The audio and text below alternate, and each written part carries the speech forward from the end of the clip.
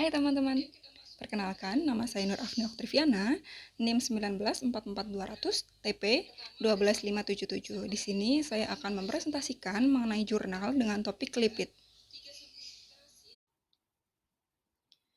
Nah, oke, kemudian kita masuk ke pembahasan jurnal dengan judul High Levels of Branched Chain Fatty Acid in Natto and Other Asian Fermented Food. Ini dari Food Chemistry Journal. Nah, di sini kita akan membahas mengenai pendahuluan, metode penelitian, hasil dan pembahasan, kemudian kesimpulan. Kita masuk ke bagian pendahuluan. Fermented food atau makanan fermentasi ini seperti sudah menjadi bagian budaya dari beberapa negara di Asia. Contoh produk fermentasi ini ada kimchi dari Korea, ada douchi dari Cina, ada natto dan miso dari Jepang, ada kecap ikan, dan juga ada terasi.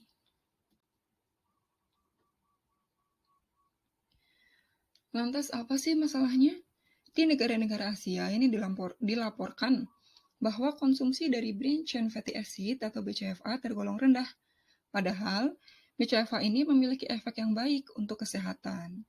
Branched chain fatty acid pada umumnya merupakan saturated fatty acid dengan satu cabang metil atau lebih pada atom karbonnya. Cabang ini dapat terletak di terminal propan 2 atau disebut dengan isopropil atau grup iso, atau butan 2 atau disebut dengan sekunder butil atau grup anti-iso.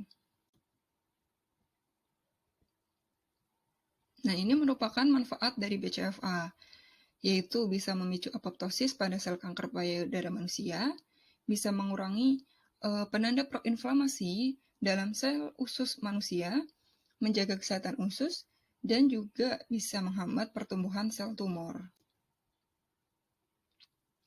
BCFA juga merupakan komponen mayor dari membran sel bakteri dari berbagai spesies.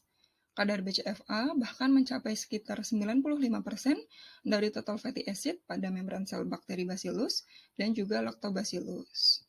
Oleh karena itu, Wang et al. Menspekulasikan bahwa proses fermentasi bisa menjadi sumber BCFA pada produk pangan fermentasi di Asia. Hal tersebut berkaitan dengan penggunaan bakteri asam laktat seperti Bacillus dan juga Lactobacillus pada produk-produk fermentasi.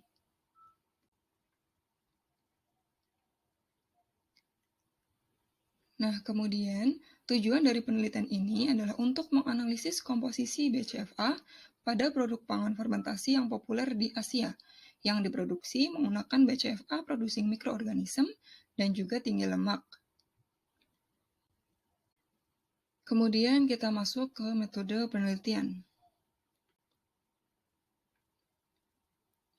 Yang pertama ini ada sampel. Sampel yang digunakan dalam penelitian ini ada 9 sampel natto dari brand yang berbeda, 3 sampel terasi dari brand yang berbeda juga, 3 sampel kecap ikan dari brand yang berbeda, kimchi homemade, 2 sampel miso, dan juga douchi.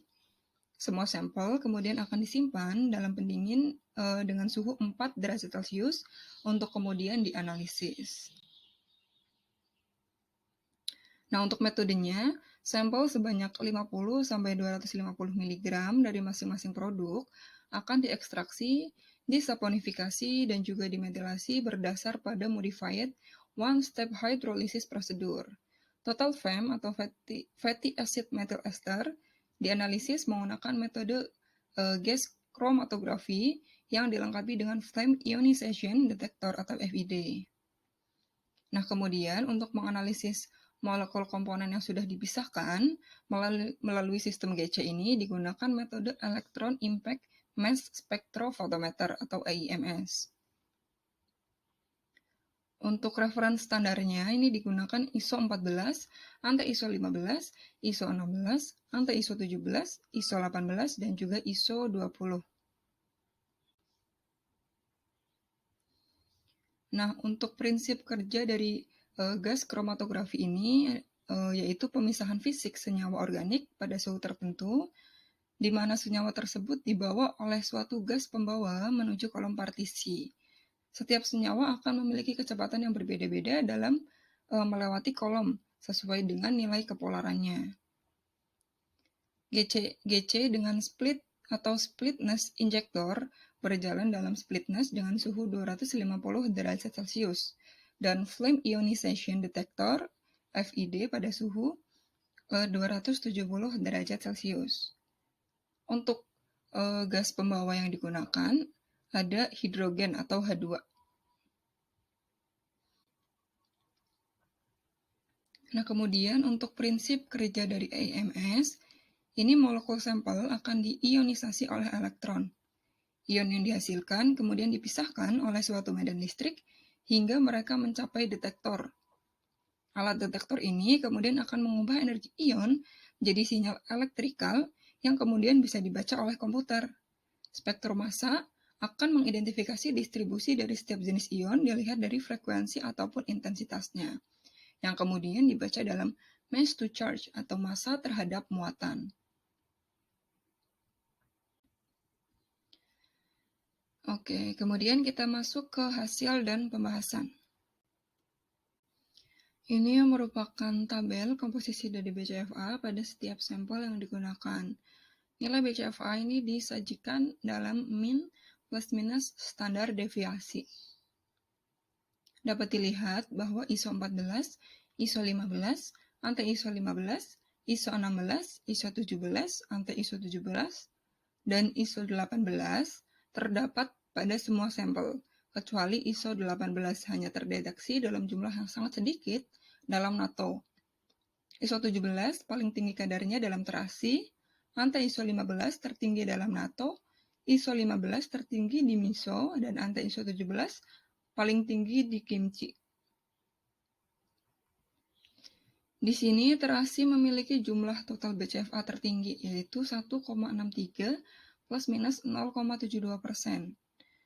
Kemudian ada NATO dengan nilai 1 plus minus 0,64%, kecap ikan dalam bentuk pasta sebesar 0,73 plus minus 0,04%, kimchi sebesar 0,64 plus minus 0,08%, kecap ikan cair sebesar 0,62 plus minus 0,05%, miso 0,37 plus minus 0,06%, dan BCFA terendah pada Dauchi sebesar 0,08 plus minus 0,01%.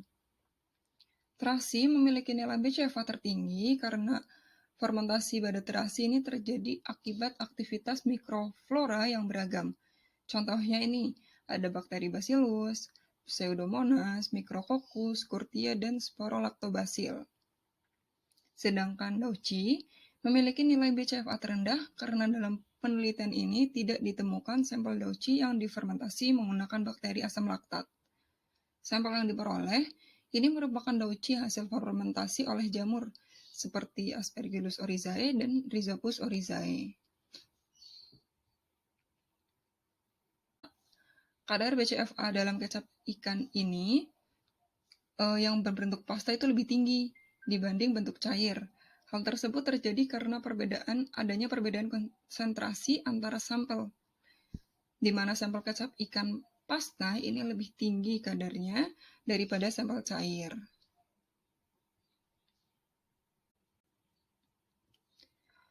Nah, kemudian ini ada diagram perbandingan monounsaturated versus polyunsaturated fatty acid pada sampel NATO. Di sini dapat dilihat bahwa jumlah polyunsaturated fatty acid dalam 9 sampel NATO ini memiliki nilai yang lebih tinggi daripada monounsaturated fatty acid-nya. Kemudian ini ada diagram perbandingan BCFA dengan normal saturated fatty acid dalam NATO.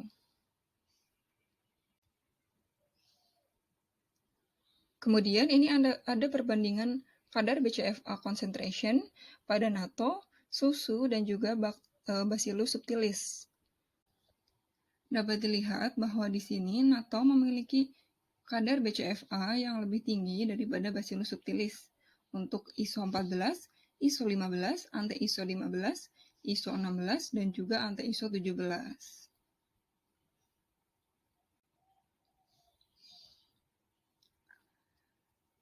Kemudian ini merupakan diagram perbandingan antara BCFA terasi dengan udang kering kecil non-fermentasi.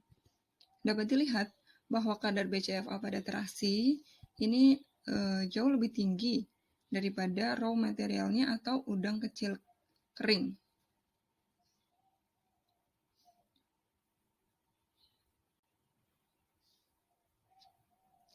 Nah, ini merupakan tabel kadar fat dan BCFA untuk tiap sampel per tiap sajiannya.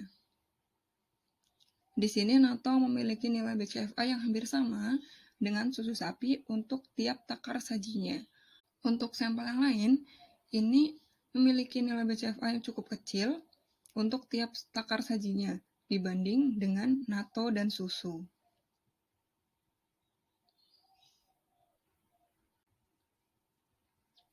Nah, untuk 1 gram natto ini lebih kurangnya memiliki 0,63 plus minus 0,51 mg BCFA. Dan pada whole milk ini memiliki BCFA 0,67 plus minus 0,05 mg BCFA dalam 1 gramnya. Jadi memang kadar BCFA pada natto dan whole milk ini memang hampir sama. Nah, kemudian kita masuk ke bagian kesimpulan. Dari penelitian yang telah dilakukan, dapat disimpulkan bahwa ISO 14, ISO 15, anti-ISO 15, ISO 16, ISO 17, anti-ISO 17, dan ISO 18 terdapat pada semua sampel. Makanan fermentasi juga dapat meningkatkan kadar BCFA pada produk pangan. Nah, natto ini menjadi salah satu produk yang memiliki kadar BCFA mirip dengan BCFA pada produk susu sapi. Fermented food atau makanan fermentasi juga bisa menjadi alternatif sumber BCFA pada orang-orang yang diet terhadap produk hewani. Nah, ini untuk sumber jurnal yang saya gunakan.